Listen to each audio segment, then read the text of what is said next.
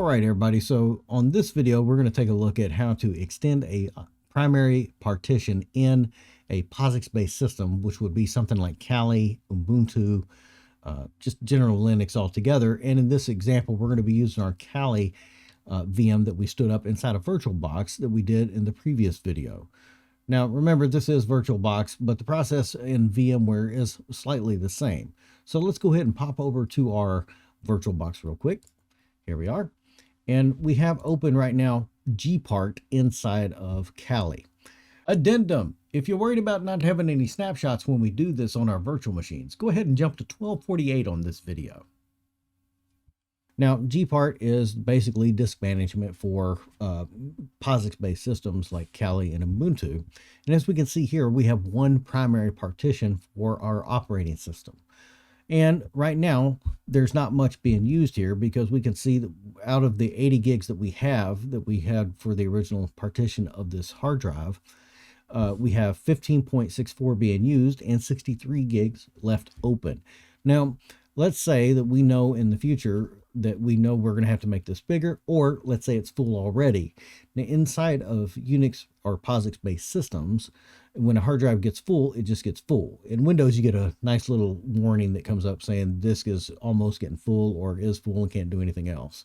In some POSIX-based systems, specifically with like Red Hat or Solaris, if the disk gets full and it can't write no more, you've essentially bricked the system and you don't get that friendly warning sometimes. So what we're going to do first is go ahead and shut down this virtual machine. And we can do that by clicking on Machine. And we can say ACPI shutdown, which will send, if you have tools installed, you say you're using VMware and you have VMware tools installed, this will send a shutdown signal to the virtual machine and shut it down safely and quietly like it would normally. But we're going to do ACPI shutdown. And we see in VirtualBox and see that it comes up with the same thing. It says inside of Kali itself, how do you want to do this? And we're going to select shutdown. So now as the machine's shutting down, we need to also remember that here on our main screen, we have the snapshots for this virtual machine pulled up.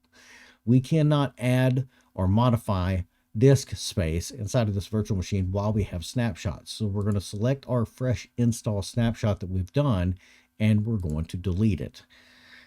And if you have more than one snapshot, you have to delete all those snapshots because you can't have snapshots and do this.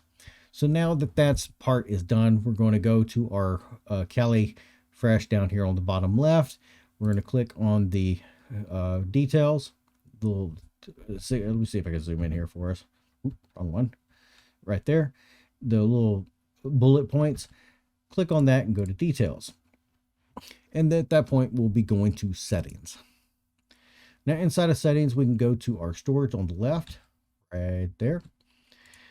And we can see that this is where we have the hard drive and the actual CD-ROM. Now, the hard drive right here is there's the controller and there's the actual hard drive. And we can see here that it's been given 80 gigs. Now, once we verified that, because we're coming here to check to make sure which drive we're actually messing with. So this one is Kali Fresh. And we zoom in, we can see that it's kali-fresh.vdi. Once we verify that, we can go ahead and hit cancel because we're going to close this. And then up top, we're going to go to File. And now we're going to go to Tools and go down to our Virtual Media Manager. Let me zoom in and show you right there real quick. Virtual Media Manager. Oh, let me open that back up. Sorry. Tools, Virtual Media Manager. Now here we see all the actual hard drives, virtual hard drives that are on my VirtualBox. These are for the different operating systems that we have installed here, but the only ones that in the video series that we've done so far is Kali. And we know that we're working with kali-fresh.vdi. We zoom in, that's the one that we have selected, which is the second one. We see that it's also, let me make sure we can see that, 80 gigs, and the actual size of it, because we did thin provisioning, is 23.43 gigs. Now at this point, we're going to go up to the Properties tab button up at the top. Click on Properties, and you'll see all this informational stuff down at the bottom. And at the bottom of it, you'll see a little slide right here. This is for the actual size of it. We're going to change this to 100 gigabytes. and we're going to do an apply.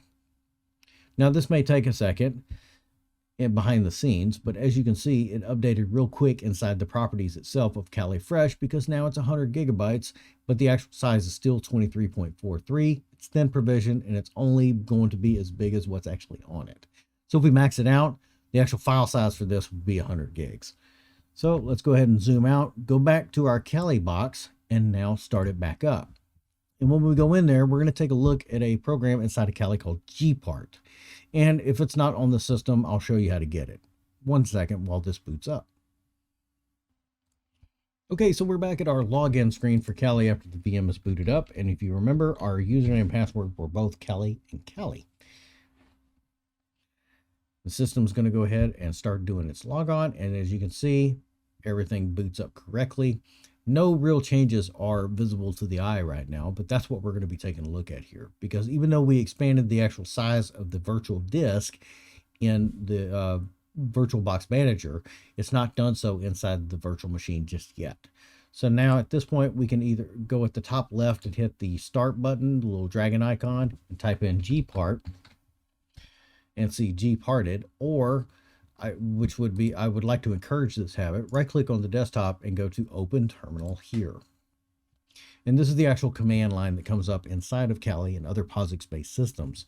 And we can do a sudo Gparted, and this will allow us to open up the same program with admin permissions, because we added that sudo in front of it. Now it's going to ask for the password, and we're going to type in Kali, and we can see that everything has opened up.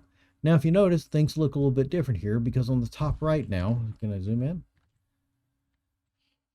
Let me try to zoom in real quick. Oh, my bad. Let me right control and then zoom in. There we go. You can see where it says unallocated 20 gigabytes, because that's what we added to the actual hard drive itself. But now we need to expand dev SDA1 into that unallocated space on the 20 gigabytes. This is where things get a little bit tricky, because if you notice, there's a little piece right in the middle. And that doesn't make a whole lot of sense, does it? Well, in the world of POSIX-based systems, it does, because partitions are written in order. Now, the Linux swap is what's actually next. It's under an extended partition file system, and it's known as DVE or DEV SDA2. Let me zoom in for you real quick.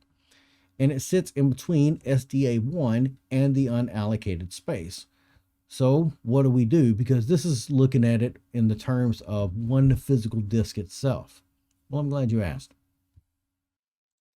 So in this case, what we're going to be doing is minimizing the Gpart. You'll see that inside of our terminal window, this is still open, and there's not another command line. That's because Gpart is still open. If we close Gpart, there would be another line to come up. So what we'll do is we'll right click on desktop again and open up another terminal. So we're going to say sudo swap off -a. Input our Kali password, and that just ran and nothing else happened, right? Well, let's open up our Gpart again. Let me alt tab over to it and make sure we do an actual refresh. Now, even though we just turned the swap off and we did a refresh, we go to Gparted up at the top and go hit refresh devices. This is actually what's alive right now in the system. We're going to go to the extended profile, extended partition here. That's that little area in the middle separating the SDA1 and unallocated. We're going to right click and go to resize and move. And we're going to extend it all the way to the end. Now, after we resize, you'll notice that the blue line right here, let me zoom in right there for you, that blue area has encompassed the entire unallocated spot, but we're not done yet. Now we're going to go to the Linux swap, which is the third one, right click and go to resize and move for that one. And we're going to, this time, you'll notice, let me zoom in, you'll notice that that one area that's in kind of a brick red, we're going to drag it right in the middle and move it all the way to the end. And what this is doing is telling it where on the disk to actually reside at. Because right now it was at the beginning of that partition. Now we're moving it to the end. We hit resize and move. And it gives us a warning to say that if there's something critical on there, let's say like a boot record or something like that, that it could potentially damage the system. But that's okay, because we know that we just turned the swap off. And you'll notice it's at the very end of that partition now. So let's go to SDA2, the actual main of the blue right there. Right click and go to resize and move, and make sure that we leave a little bit of header space right there.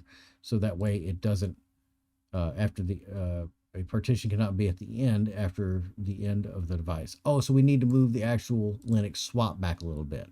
And we can do that. We can right click on the actual Linux swap, go to resize move it back just a tiny bit,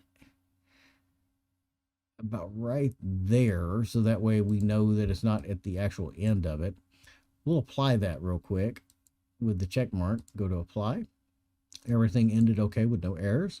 So now in SDA2, we're going to right click and go to resize and move. And what we'll do is on the end of it first, we'll back it up just a little bit to make sure that we're not at the actual end of the disk itself. Move the front of it all the way to the end. Click on resize and move. Apply it. Click on apply. Everything goes good. And now we have the unallocated space next to SDA1. So we'll right click on SDA1 and go to resize and move. And you'll notice that now we have the ability right here to make SDA1 a whole lot bigger. Addendum. Don't forget to make sure that whenever we extend that partition for SDA1 that we add a little tiny buffer at the end of it too, just to make sure that it's not writing on the entirety of that partition. And at the end of the day, the new size is going to be 100/647, which is 100 gigs. So we're going to resize and we're going to apply that. Yep, we're still going to apply it. An error occurred. You need to provide the saved details. So let's see what error occurred. So now let's minimize that and open up our file system here. Right click on the actual file system itself and go to properties. And we can see that the capacity is 96 gigs. So it did increase it, even though we got that one error. That, just remember, that is a boot disk, and that's probably why that error popped up. Now, there's a couple of things before and after that we should consider when we're doing this, but let's touch on the after real quick and go back to our screen capture. Now, obviously, since we don't have any more snapshots of what's actually going on here, we need to take care of that with the Kali box that we just amended. So we can click on the bulleted items and go down to snapshots, and we can create another one here by simply clicking on take and put us back to where we started.